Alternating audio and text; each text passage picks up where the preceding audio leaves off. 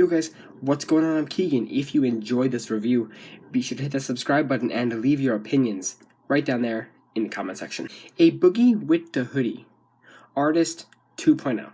A Boogie with the Hoodie is an American rapper and singer who I'm surprised I've yet to cover on either Twitter or YouTube. He's been slowly building up his fan base with successful single after successful single, such as Drowning with Kodak Black, Look Back at It, and Swervin' with 6ix9ine. It all eventually culminated into A Boogie getting placed on the 2017 XXL Freshman list, which really made the release of Hoodie Season, his second album, that much bigger.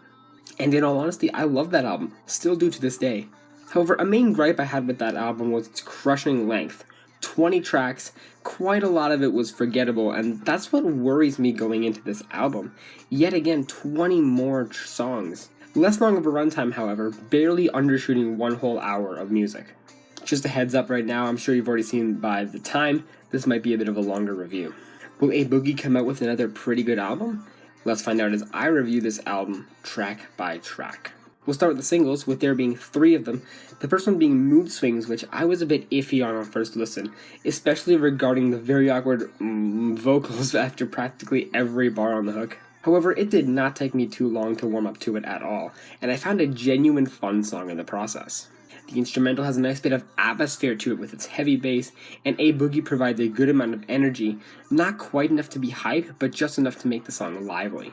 Lyrically, the song is talking about a lot of different things, from losing his brother to doing Percocets on the darker end, and to fucking twins specifically, and bragging about big cars on the lighter end. It's a whole hodgepodge of lyrics, but it doesn't take away from the overall feel of the song. What a keeper.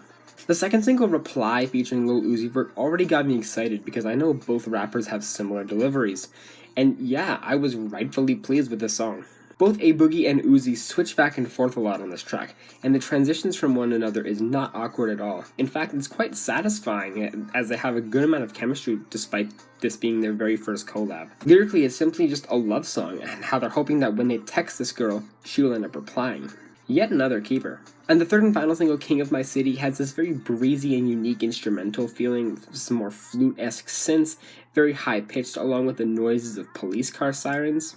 This one's also a lot more of a rap-focused track, more than any of the other singles were.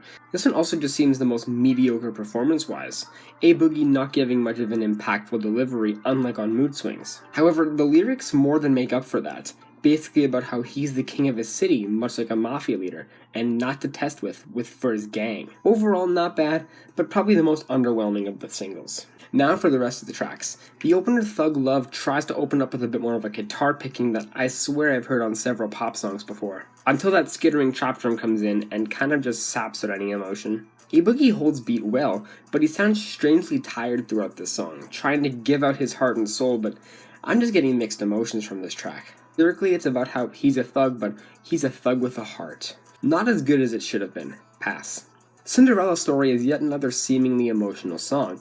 However, the big difference between this and Thug Love is that the trap drum actually has a good amount of power behind it, instead of just being skeletal and tired. Unfortunately, A Boogie kind of falls behind in the process. His flow is very awkward, especially on the verses where he nearly goes offbeat entirely. Lyrically, it's actually a breakup song regarding his breakup with his girlfriend. It's a shame this song didn't have any more sincerity behind it, because this would have been great, but this one's also lackluster. Me and My Guitar, fittingly, opens up with guitar picking, and if I can speak sincerely, this may be one of my favorite A Boogie tracks of all time. The beat has such a fabulous punch with its heavy bass and previously mentioned guitar melding well, and A Boogie providing one of the best performances of his career. It's a shame it's only 2.5 minutes long because this song is such a jam. Lyrically, it's about reminiscing about previous heartbreaks, and how it left him unable to properly engage in any more relationships. Now he's just left alone with his guitar. I cannot say enough praises about this track, please go check this one out. Might Not Give Up featuring Young Thug has a slight bit of folky twang regarding the guitar playing, mostly resorted to the background. This track feels a lot similar to Me and My Guitar, with the bass punches being nearly identical. A Boogie and Young Thug assert themselves pretty well on this track. They both have the kind of voice suited for practically any beat. Unfortunately, this song is nearly 4 minutes, which nowadays is a long time for any rap song of this caliber, and this one feels long. Lyrically, both Young Thug and A Boogie brag about their lifestyles and compare it to that of rock stars. It's a good song, I like it. Numbers featuring Roddy Ricch, Gunna, and London on the track on production is honestly another fantastic standout from this album. A Boogie handles the chorus fantastically, and of course Roddy Ricch being wonderful on this instrumental, which has a very relaxing and airy vibe to it. Gunna handles most of the second verse, and he's actually not as bad as I thought. His mumbled voice feels ethereal over this beat. Lyrically, it's just a simple bragging about money track, which is all I can ask for from these three. Great song, really impressed. Stain featuring DaBaby is unfortunately a bit of a bare bones song. The instrumental really is only a trap drum and a slightly darker synth melody. And A Boogie's voice is just way too high. His flow is quite generic at times, but I do like the twist of delaying the last syllable at the end of the couplet, rhyming it with the end of the next.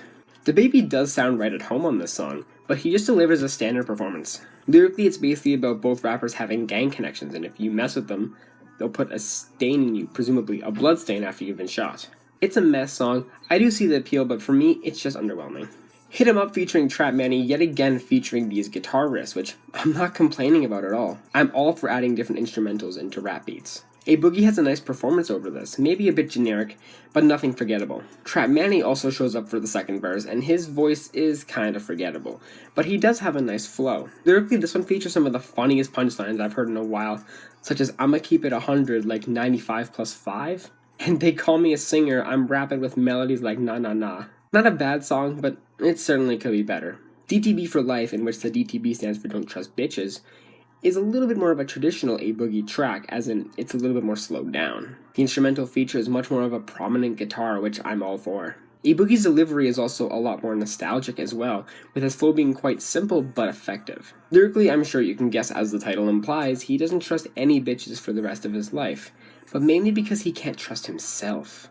It's a pretty good song. Calm Down Bittersweet featuring Summer Walker, unsurprisingly, is also a bit of a slower song, having a bit more of an R&B influence. This instrumental corroborates that, having a very mellow feeling with nearly distorted bass lines.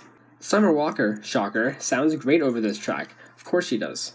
A Boogie is a little bit of a different story, as his nasally delivery kinda clashes with the softer, more elegant beat. Lyrically, it really is just a standard love song, and the calm down part essentially means that they're moving a little bit too fast. I don't think R&B is suited towards A Boogie. He grabbed Summer Walker to try and save the track, but it kinda flopped in the end. Another Day Gone featuring Khalid is also a bit of a slower track. However, this one works a lot better than Calm Down. For one, A Boogie tones his voice down a lot as well.